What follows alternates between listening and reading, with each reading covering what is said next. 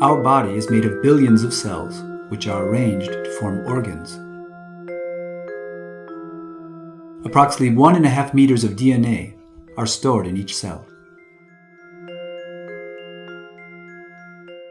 DNA is a giant molecule formed by two complementary strands which are wound into a double helix.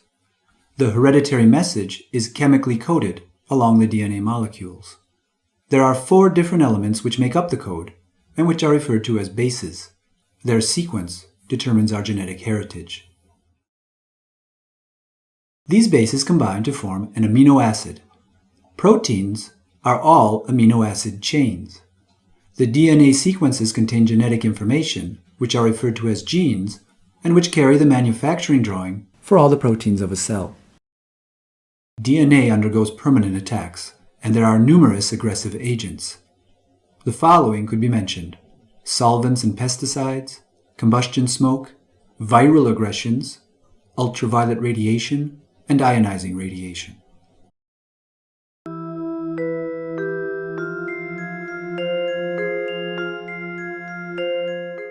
All molecules can be affected by radiation, but it is when DNA is impacted that there are the greatest consequences for cellular operations.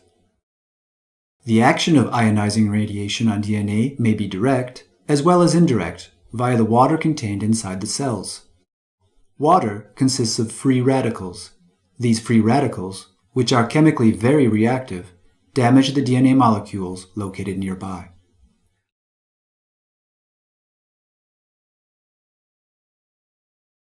DNA damage induced by radiation varies according to the nature of the radiation and the level of exposure.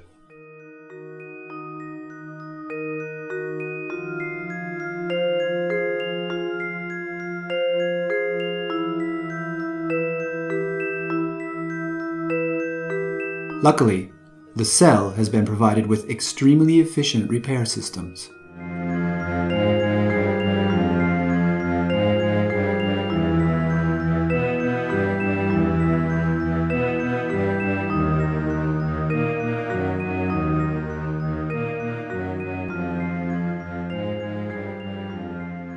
So, there is a repair system which starts operating when DNA is damaged.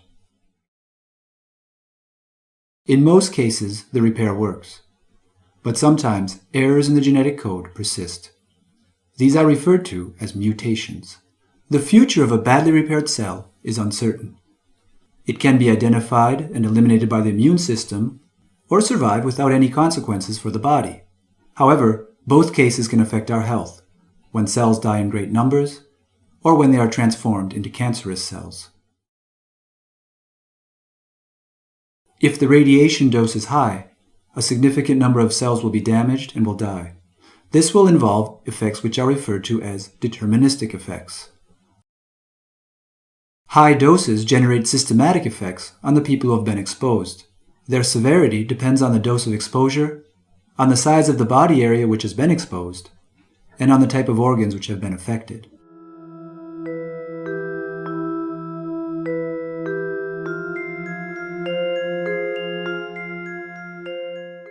The occurrence of cancerous cells is the other serious consequence.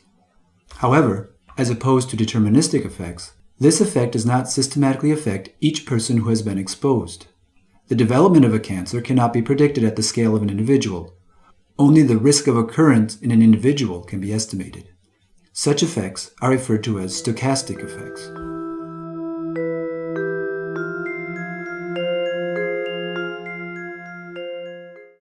Several groups of studies have shown that there is an increased risk of cancer in populations exposed to high doses, and that, in some cases, it may take several decades before the cancer appears. The following are 4 cases. In the 1930s, female workers in the clock-making industry used radium-based paint to paint the hands of the clocks and the numbers on the alarm clock dials. In the 1950s, before the mines were ventilated, uranium miners used to inhale air which was highly contaminated with radon. Thereafter, the levels of exposure dropped systematically.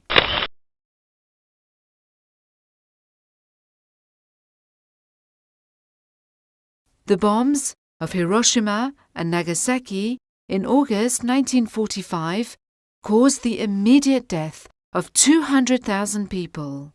The 300,000 survivors were irradiated with various doses, which were all delivered at a high rate.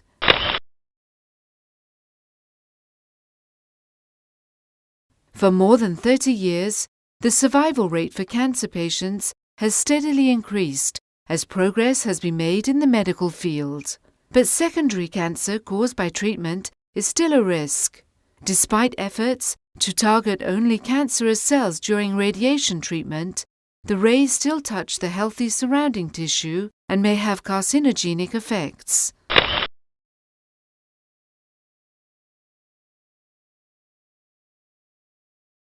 These last three groups of studies have made it possible to quantify the relationship between radiation doses and cancer frequency. But it is difficult to assess the validity of this cause and effect relationship when the results are extrapolated for current doses, which are much lower.